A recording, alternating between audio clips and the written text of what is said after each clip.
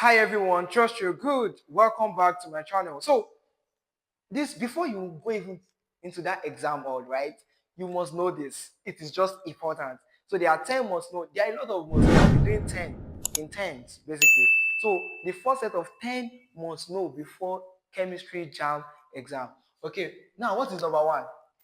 Number one, the the most the most abundant the most abundant element. Now, one. Okay, let me say one. Yeah. In the universe, what is the most abundant element in the universe? It is what? Hydrogen. Hydrogen. You must know that. In the universe. That's the first thing you must know before you go and write that exam. The most abundant element in the universe is what? Hydrogen. Now, number two, the most abundant element in the atmosphere. Atmosphere. Jamb, you always ask this question. In the atmosphere is what? Is what? Is nitrogen. Nitrogen. Nitrogen is about what? 78%. 78%. Number three, still on the case of the most abundant element. Now, the third one is what? In the earth crust. In the earth crust is what? Is oxygen. Oxygen. We use one mnemonic, OSEA. OSEA. OSEA stands for oxygen, silicon followed by silicon. Why this one is what? Aluminium. Aluminium. So the most abundant element is oxygen. That means when we talk about element, we are talking about both metals and non-metals, right? So if I now say the most abundant metal is what? Aluminium, followed by what? Iron. But just know this OSEA as a mnemonic to know it. So silicon is the next. In the earth crust, don't forget. So Jamb used to twist this question. So most people used to bank it. They can say atmosphere, you now go and pick maybe oxygen. You bang it.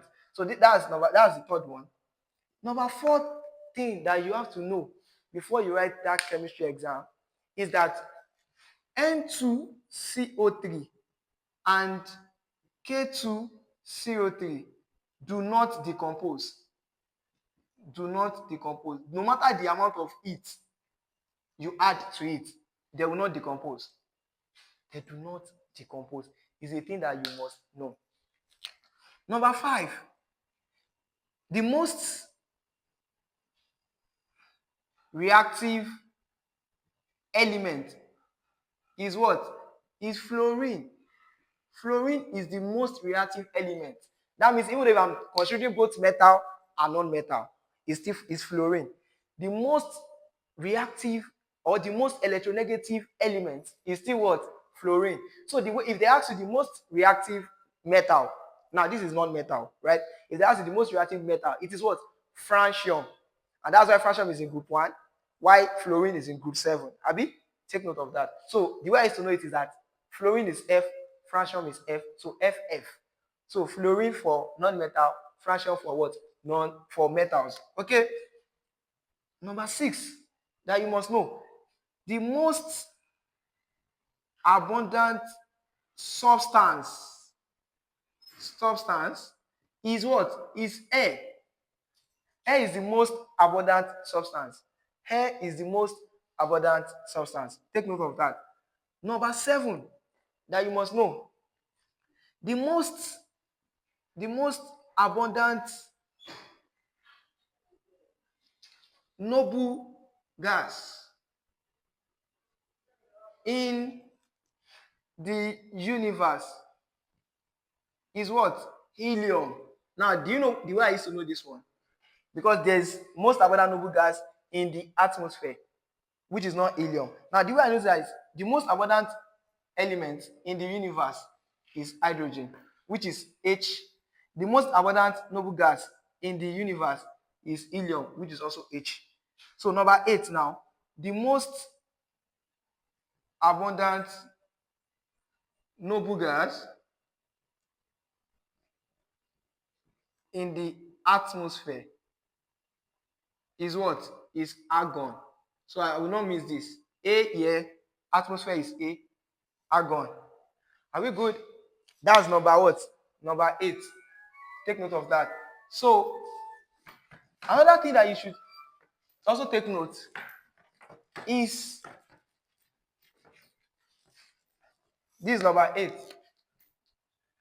Number 9, also note that the nitrogen serves as diluent. Now, diluent means a particular substance that can reduce the rate of combustion and corrosion. So nitrogen serves as diluent in the atmosphere. Take note of that. It is very, very important. It's a very good question that they used to ask. So you have to take note of that. Nitrogen serves as what? As diluent. So they reduce both the rate of corrosion and combustion. Now, also number 10, the corrosion of iron, specifically when iron corrode in coat, because iron does not corrode, because the corrosion of iron is called rusting. And rusting itself, it cannot it occur. This one is another Jamb question. Rusting occur in the presence of both air and what? And water. Iron cannot rust if you just have water only without air. It cannot rust if you just have air without water. It is the presence of both what? Oxygen, and that the corrosion of iron is called what? Rusting.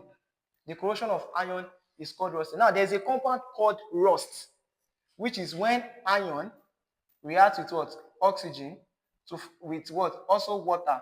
Don't forget, I said before this guy can happen, there must be presence of both water and what?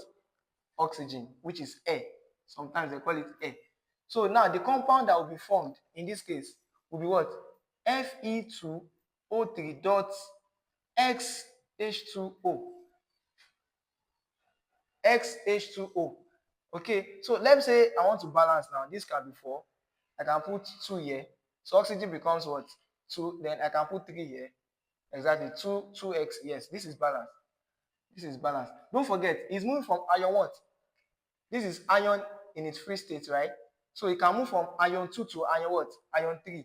So if, let's say we have iron 2, for instance, iron 2 is green, while iron 3 is what? Reddish brown.